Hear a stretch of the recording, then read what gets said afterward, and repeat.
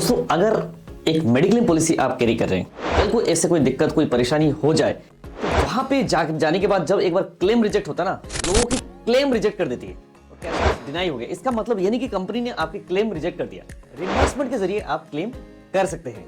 दोस्तों, अगर एक मेडिक्लेम पॉलिसी आप कैरी कर रहे हैं, कल को ऐसे कोई दिक्कत कोई परेशानी हो जाए और आपको हॉस्पिटलाइज्ड होने की जरूरत पड़ गया, तो वहां पे जाने के बाद जब एक बार क्लेम रिजेक्ट होता ना, बहुत ही ज्यादा इंसान को परेशानी होती है, क्योंकि अक्सर कंपनियां जो है लोगों की क्लेम रिजेक्ट कर देती है।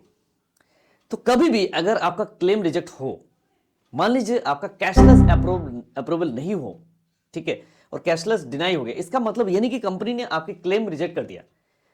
कंपनी ने आपका इनिशियल क्लेम रिजेक्ट किया, यानी इनिशियल कैशलेस अप्रूवल आपका डिनाई किया है, बाकी उसके बाद जो है आप रिइंबर्समेंट के जरिए आप क्लेम कर सकते हैं। अब बात आती है कि कैशलेस की जैसे डिनाई हुआ, उसके बाद फिर दोबारा आपने भेजा, फिर भी आपका कैशलेस 3-4 बार डिनाई हो रहा है। कंपनी ये कहती कि भैया आपको तो रिइंबर्समेंट में ही जाना पड़ेगा, आपको घबराने का नहीं। अगर आपका जेन्युइन क्लेम है और कंपनी आपकी क्लेम रिजेक्ट कर रही है, आपको आफ्टर डिस्चार्ज, यानी आफ्टर डिस्चार्ज के बाद ओरिजिनल बिल के साथ में रिइंबर्समेंट का जो प्रोसेस है, कंपनी का प्रोसेस आपको फॉलो करना है। काफी सारी कंपनियां जो है उनका ऑनलाइन पोर्टल है, तो ऑनलाइन पोर्टल में आप जाके डॉक्यूमेंट्स वगैरह अपलोड कर सकते हैं। जो भी डिस्चार्ज आपके समरी वगैरह होगा, वहां से हॉस्पिटल का साइन चाहिए होगा फॉर्म पे, तो वो सारे जो क्लेम फॉर्म हो गया, प्लस आपकी कैंसल चेक के साथ साथ उसके बाद आधार, पैन कार्ड, जो भी डॉक्यूमेंट्स वगैरह है, राइट, वो केवाईसी डॉक्यूमेंट्स, सारे के सारे डॉक्यूमेंट्स आप ऑनलाइन उनकी एप्लीकेशन में अपलोड कर सकते हैं। अदरवाइज आप कोई कंपनी जो है उनके ब्रांच में जाके आपको सबमिट करना है। आपने क्या करा, आपने ब्रांच में जाके सबमिट करा, या तो ऑनलाइन एप्लीकेशन में जाके आपने अपलोड कर दिया। उसके बाद भी हो रहा है कि आपको क्वेरीज के ऊपर क्वेरीज कंपनी डाली जा रही है कि भैया ये फलाना डॉक्यूमेंट्स आपका चाहिए, ठीक है, इसका आपका ये डॉक्यूमेंट क्लियर नहीं है। तो उसके लिए करना क्या है, आप जो भी फाइल आप भेजेंगे ना, तो फाइल का सारे के सारे जितने भी आपके डॉक्यूमेंट्स होगा, सारे डॉक्यूमेंट्स की एक एक कॉपी, सबकी फोटोकॉपी आपको रखना बहुत ही जरूरी है। एंड ईच एंड एवरीथिंग आप उसमें फॉर्म में मेंशन करिएगा, ये चीज हमने, ये सारी चीज हमने दिया है, टोटल एक चेकलिस्ट बनाइए पूरा। तो कंपनी रिक्वायरमेंट आपको डाली जा रही है, उसके बाद रिक्वायरमेंट आप फुलफिलमेंट करने के बाद भी कंपनी आपकी क्लेम, उसका आपका क्लेम कंपनी ने रिजेक्ट कर दिया। रिइंबर्समेंट के प्रोसेस में कंपनी ने आपको क्लेम रिजेक्ट, आइदर या तो आपका कंपनी क्वेरीज डालेगी या तो आपकी क्लेम को रिजेक्ट कर देगी उस टाइम। तो जब भी रिजेक्ट हो जाए आपकी क्लेम, राइट, फिर दोबारा अपील करेंगे, फिर दोबारा कंपनी ने रिजेक्ट करिए, राइट। उसके बाद का प्रोसेस क्या है, इंसान वहीं पे जो है बहुत ही ज्यादा परेशान या तो भटक जाता है कि क्या करें। लाखों रुपए का क्लेम, मान लो 2 लाख 3 लाख 4 लाख का क्लेम है, ठीक है, फिर भी कंपनी ये क्लेम नहीं दे रही है। तो दोस्तों, एक मैं छोटा सा स्टोरी, एक प्रैक्टिकल जो एक्सपीरियंस नॉलेज में आपके साथ में शेयर करता हूं। मेरा ही एक क्लाइंट, उनके साथ ऐसा कोई हादसा हुआ था, राइट। तो कोविड के कारण दौरान क्या होता है, जिस हॉस्पिटल में वो एडमिट हुए थे, उसी हॉस्पिटल से जहां पे इलाज चल रहा था, वहां से उनको दूसरे हॉस्पिटल में शिफ्ट कर दी गई, राइट। एंड वहां पे जो इनके जो रिइंबर्समेंट प्रोसेस वगैरह था, तो वहां पे कंपनी कैशलेस डिनाई हो गई थी, तो उनको कैश देना पड़ा, राइट। उसके बाद उससे पहले भी डॉक्टर को दिखाया होगा, तो सारी की सारी चीज जो है दूसरे हॉस्पिटल में था, वो पैसा उनको नहीं मिला था। नेक्स्ट जो हॉस्पिटल में चले गए, वहां पे तो कैशलेस प्रोसेस हो गया। अब उसी हॉस्पिटल में क्या हो गया, ऐसे कोई इंसिडेंट हो गया, तो उनका देहांत हो गया, यानी उस टाइम उनकी मृत्यु हो गई थी।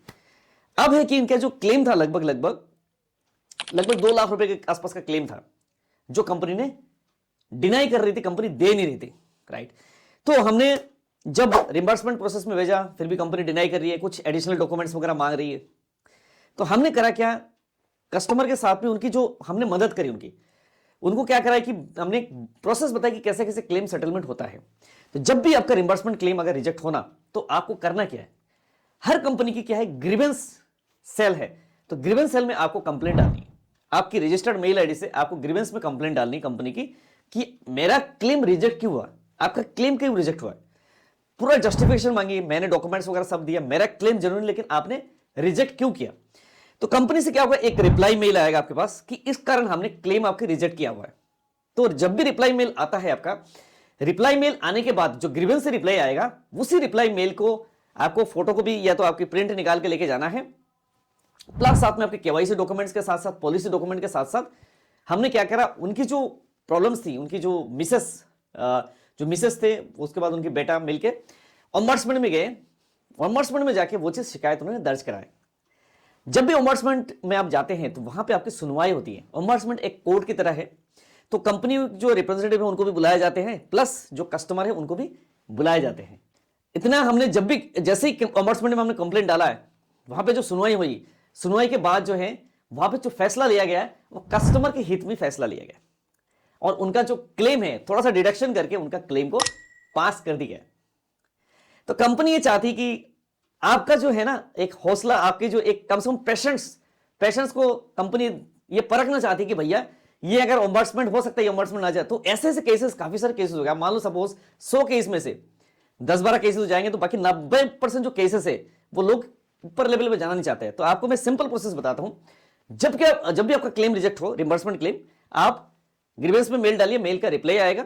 रिप्लाई आने के बाद सारे डॉक्यूमेंट के साथ जो है आपका नियरेस्ट जो भी ओम्बड्समैन होगा, आप गूगल में टाइप करिएगा कि ओम्बड्समैन सेंटर कौन सा है आपका, जिस स्टेट में है उसी स्टेट में आपका ओम्बड्समैन का सेंटर है, वहीं पे जाके आप शिकायत दर्ज करिए कंपनी के खिलाफ में। उसके बाद जब सुनवाई होगी, सुनवाई मोस्टली जो है सुनवाई होती है कस्टमर की फेवर में सुनवाई होती है, क्योंकि जेन्युइन क्लेम कभी भी कंपनी रिजेक्ट नहीं कर सकती।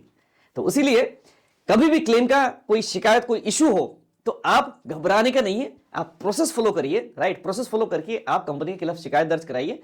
ओम्बड्समैन में भी अगर नहीं होता तो आप IRDAI में जा सकते हैं, उसके बाद जो है आप कंज्यूमर कोर्ट में भी जा सकते हैं, वहां पे भी जाके अपना क्लेम आप सेटलमेंट करवा सकते हैं। क्लेम रिलेटेड कोई भी आपके इशू हो, कोई भी परेशानी हो, आपकी पॉलिसी रिलेटेड इशू हो, राइट, आप कंपनी से तंग आ चुके, वो पॉलिसी आपके लिए फायदेमंद नहीं है, तो आप हमारे साथ संपर्क कर सकते हैं, या तो क्लेम के लिए हो, प्लस साथ साथ आपकी पॉलिसी रिलेटेड कोई भी इशू हो। अगर आपको एक फ्रेश पॉलिसी परचेज करना है कंपनी से, उस कंपनी में आपको प्लान में सेटिस्फाइड नहीं है, फिर भी आप हमें संपर्क करिए, हमारी टीम आपको मदद करेगी। हमारी टीम ढूंढ निकालेगी एक बेस्ट पॉलिसी आपके लिए। तो देर किस बात की, आप कॉल करिए एंड हमारी मदद लीजिए, हम आपकी सेवा के लिए हमेशा तैयार है। दोस्तों, मैं गोविंदा रॉय इस प्रोफेशन में मोर देन 15 ईयर से काम कर रहे हैं एंड हमने बहुत सारे लोगों को आज के डेट में हमने क्लेम सेटलमेंट कराया एंड अभी भी हम लोगों की सेवा कर रहे हैं। तो हमें सेवा का मौका दीजिए, हम आपकी सेवा के लिए तैयार हैं।